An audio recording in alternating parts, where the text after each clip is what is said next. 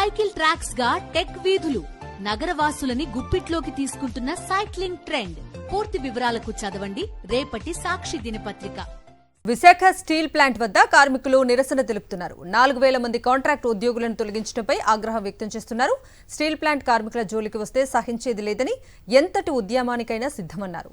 కేంద్ర రాష్ట్ర ప్రభుత్వాలకు వ్యతిరేకంగా నినాదాలు చేశారు. స్టీల్ ప్లాంట్ను రక్షిస్తామని, ఉద్యోగ భద్రత కల్పిస్తామన్న రాష్ట్ర ప్రభుత్వం ఏం చేస్తోందని నిలదీశారు.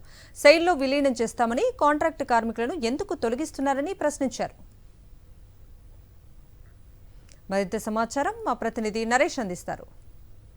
స్టీల్ ప్లాంట్ ప్రైవేటీకరణ అంశంపై భారీ ఎత్తున విశాఖపట్నంలో ఆందోళన కనిపిస్తుంది. అదే విశాఖపట్నం స్టీల్ ప్లాంట్ వద్ద చూస్తున్నాము. అడ్మినిస్ట్రేటివ్ బ్లాక్ కొత్త ముందు భాగంలో కూడా పూర్తిగా పోరాట కమిటీ నాయకులు, ఐఎన్టీసీ నాయకులు కూడా భారీ ఎత్తున ఆందోళన వ్యక్తం చేస్తున్నారు. అయితే ముఖ్యంగా కాంట్రాక్ట్ ఉద్యోగులకు సంబంధించి సుమారు 4500 దగ్గర కాంట్రాక్ట్ కార్మికులను ఉద్యోగుల నుంచి తొలగిస్తూ కూడా ఉత్తర్వులు రావడంతో భారీ ఎత్తున ఆందోళన వ్యక్తం చేస్తున్నారు. ప్రస్తుతం మనతో పాటు కొంతమంది నాయకులు ఉన్నారు. వారి ప్రత్యేకంగా చెప్పండి, పూర్తిగా కాంట్రాక్ట్ ఉద్యోగులు కాదు, సాధారణ ఉద్యోగులను కూడా, పర్మనెంట్ ఉద్యోగులను కూడా తొలగించే ప్రక్రియ జరుగుతుంది. ఒకవైపు ప్రైవేటీకరణ జరగబోదంటూనే ప్రభుత్వం ఇటువైపు ఈ అడుగులు వేస్తుంది. ఏ విధంగా సిచ్యువేషన్ అసలు? మీరు చెప్పినట్టుగా ఒక పక్క ప్రభుత్వ ఇది ప్రైవేట్ పరం కానివ్వం, సేల్లో మెరిచేస్తామని నిన్న అన్ని టీవీల్లో కూడా అనౌన్స్మెంట్ చేసి వాళ్ళు ఏదైతే గవర్నమెంట్ అనుకూలంగా టీవీలు అన్నీ కూడా వచ్చింది, అది అవాస్తవం.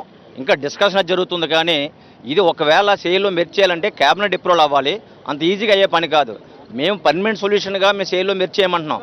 మీ విశాఖపట్నం స్టీల్ ప్లాంట్కి మైన్స్ లేవు కాబట్టి, అందుకే సేల్ దగ్గర మైన్స్ ఉన్నాయి కాబట్టి సేల్లో మెరిచేయమని డిమాండ్ పెట్టాం.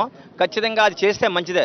కానీ ఆ వంక పెట్టుకొని ఇక్కడ ఉన్న పనిచేస్తున్న ఇప్పటికే 8000 మంది నిర్వాసితులు ఇంకా ఉద్యోగాలు ఎదురు చూస్తున్న సమయంలో ఇంకా 5000 పోస్టులు పర్మనెంట్ ఉద్యోగాలు ఖాళీ ఉన్నాయని చెప్పి పార్లమెంట్లో అనౌన్స్ చేసింది గవర్నమెంట్.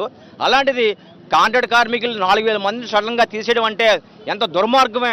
ఈరోజు రాష్ట్ర కేంద్ర ప్రభుత్వాలు ఉపాధి కల్పిస్తాము, అలాగే యువత ఉపాధి కల్పిస్తాము, స్కిల్ డెవలప్మెంట్ సెంటర్లు పెడతామని చెప్పి ఉన్న ఉద్యోగాలు పీకేస్తే ఇంకేం ప్రభుత్వాలు అంటే ఇవి? పర్మనెంట్ కార్మికులను కూడా తొలగిస్తామంటూ కూడా ఈ సీఎండీ ఇచ్చిన ఉత్తర్వుల్లో పేర్కొంది. అయితే ఒక ఈ రెండు అంశాలను ఏ విధంగా పరిగణించాలి? ఖచ్చితంగా దుర్మార్గం ఇది. ఒక పక్క ఈ స్టీల్ ప్లాంట్ కాపాడుతాము, ఈ స్టీల్ ప్లాంట్ ప్రైవేటీకరణ చేయము, మేము కాపాడుతామని చెప్తూనే ఉన్న ఉద్యోగాలు తీసేస్తామంటే ఇక్కడ దుర్మార్గంగానే ఆలోచించాలి. ఇది ఏ ఉద్దేశంతో మీరు ఇన్ని వేల మందిని తీస్తున్నారో అది చెప్పాలి. ఉద్యమాన్ని మరింత ఉధృతం చేసే అవకాశం కనిపిస్తుంది. ఉద్యమం అనేది తీవ్రతరం అయింది కాబట్టి కేంద్ర రాష్ట్ర ప్రభుత్వాలు స్టీల్ ప్లాంట్ మీద దృష్టి పెట్టాయి. యాజమాన్యం ఉద్దేశపూర్వకంగా 30% కాంట్రాక్ట్ కార్మికులు తొలగించాలని, మేమైతే యాజమాన్యం 100%లో మీరు 70% రిజైన్ చేసి పోండి. ఆ డబ్బులు కాంట్రాక్ట్ కార్మికులకి, ఇతర ఉద్యోగులకి పనికొస్తాయి. మీరేమో అధికారుల నుండి లక్షలాది రూపాయలు తీసుకుంటారు జీతాలు. కనీసం కాంట్రాక్ట్ కార్మికుడికి జీతాలు ఇవ్వడానికి 4 నెలలుగా జీతాలు ఇవ్వలేకపోతారు. ఉన్న కార్మికులు తీసేస్తారంటే కార్మిక వర్గం చూస్తూ ఊరుకోదు. ఎవరైతే కాంట్రాక్ట్ కార్మికులు ఉన్నారో వారిని ఉద్యోగాలు తొలగిస్తే ఖచ్చితంగా ఈ ఉద్యమం ఇంకా తీవ్రం చేస్తామని, రాష్ట్ర వ్యాప్తంగా కూడా ఉద్యమాలు చేస్తామని, అయితే స్టీల్ ప్లాంట్ని సెయిల్లో విలీనం చేసి అందరినీ ఆదుకోవాలని, లేని ఎడల రాష్ట్ర వ్యాప్తంగా ఉద్యమం భారీ ఎత్తున చేస్తామని కూడా కార్మికుల సిచ్యువేషన్ కనిపిస్తుంది. వీడియో అప్పలరాజుతో నరేష్, సాక్షి టీవీ, విశాఖపట్నం నుంచి.